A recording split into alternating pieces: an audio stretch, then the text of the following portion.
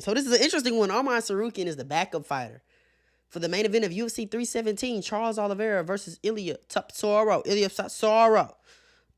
This is interesting. This is very, very interesting. Because I want to say, man, this means the UFC and Arman are back on good terms. The UFC really ain't.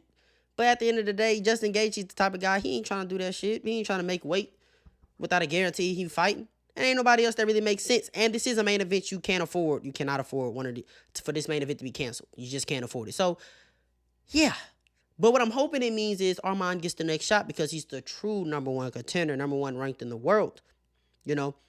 And I'm a guy who was campaigning, if Arman's not getting the next shot and he has to fight one more time, let's do Paddy versus Arman.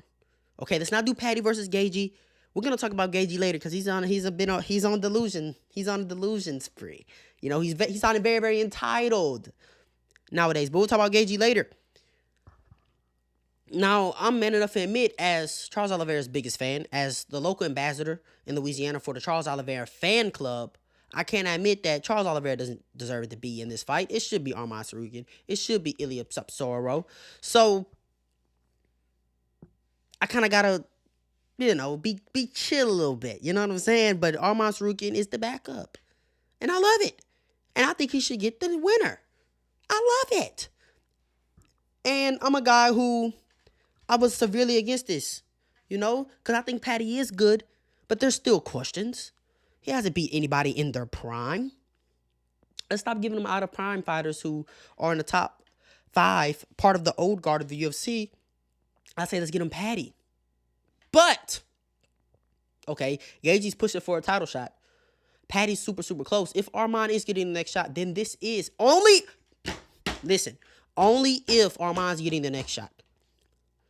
Only if Arman's getting the next shot do I want to see this. I do not want to see this and then see the winner of this if this happens. I do not want to see the winner of this skip over Arman and get the shot and then Arman has... That's not what I'm talking about. Listen to me very closely.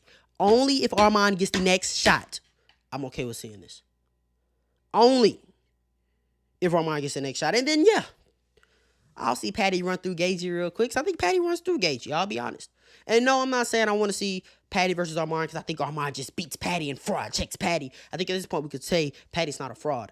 And I do think Arman ultimately beats Paddy, but I'll be lying if I said it's not an intriguing matchup. And I'll be lying if I said it's not the fight that makes more sense than the fight that really shows the true number one contender. But I think we all know Paddy probably runs through Gaethje. Probably runs through him, bulldozes him. Big, strong, just runs through him. Probably submits him in round 1 or 2. So if Arman's getting the next shot, then I'm okay with this. Because we know that the UFC is trying to build towards Ilya versus Paddy. We know that. There's history there, and it's a big-ass fucking fight. And it's very, very intriguing because Paddy's just so much. You think Charles is going to be bigger than Ilya? You have no idea. Paddy's going to be big, so much fucking bigger than Ilya Tsarukyan. But it only makes sense. I keep saying the same shit. It only makes sense if Arman gets the next shot. It would be another disgrace on top of Aaron Pico having to fight Mavzar. On top of Alex and Yair too is still not ruled out. Yet he said Mavzar would get the next shot if he wins, but that doesn't mean the current shot isn't already decided. Okay?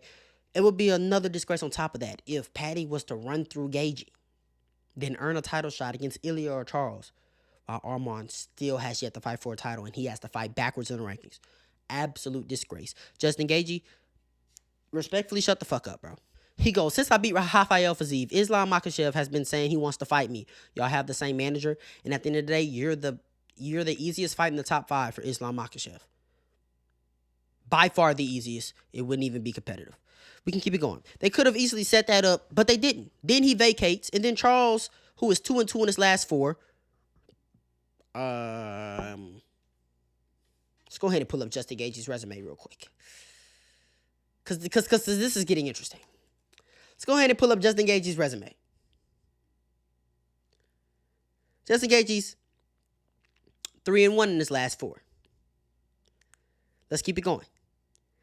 Same guy in those 4 though. Same guy. And yeah, it's hard to beat a guy twice, but same guy. Short notice here. We can't ignore this one, but let's just keep going. In his last 4 fights, already lost to Makhachev. You already lost to Charles. Yeah, maybe not in your last 4. But you already lost to Charles. Anyway, already has a loss to Makhachev, and they bring in a new guy, Ilya Sasoro. And he says he gets fucked again. He's getting fucked. He's getting screwed over.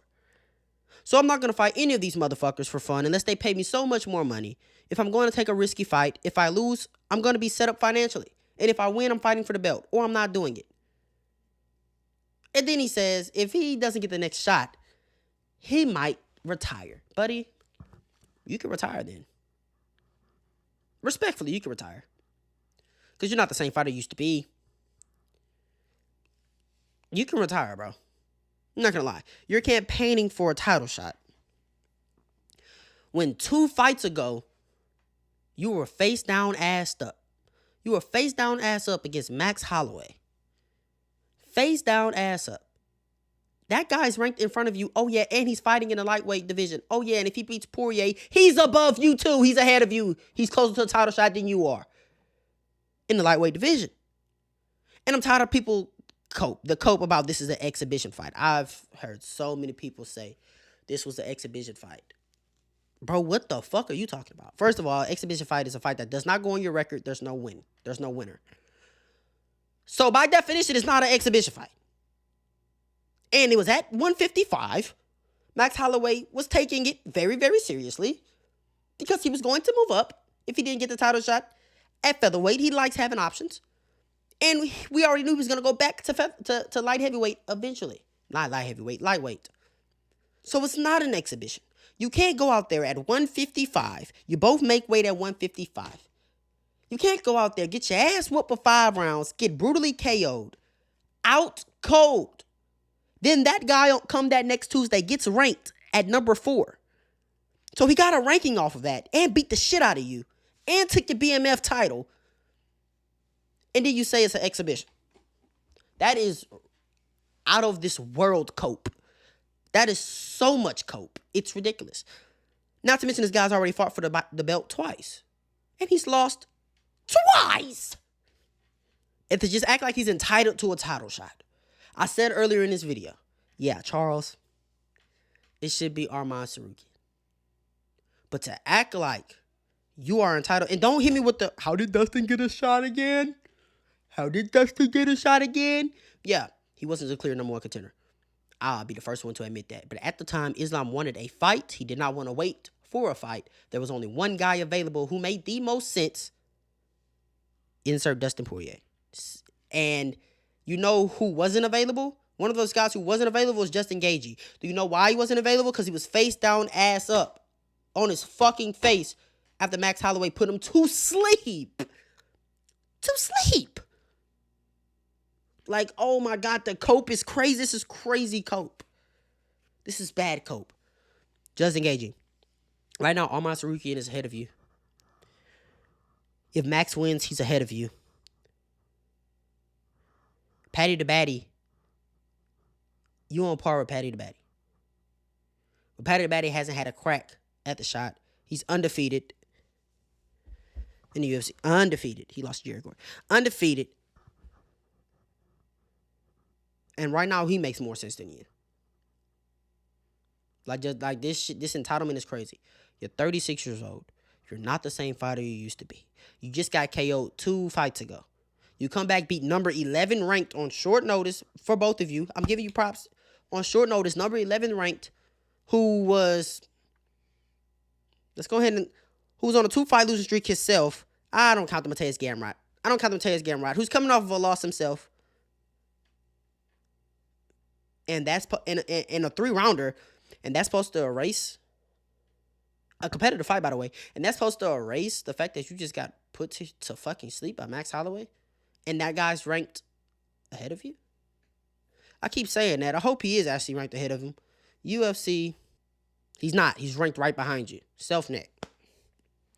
You know what I'm saying? You trying to demand shit, bro. I wouldn't be mad if they matched you up with Dan Hooker, bro. You can't demand shit.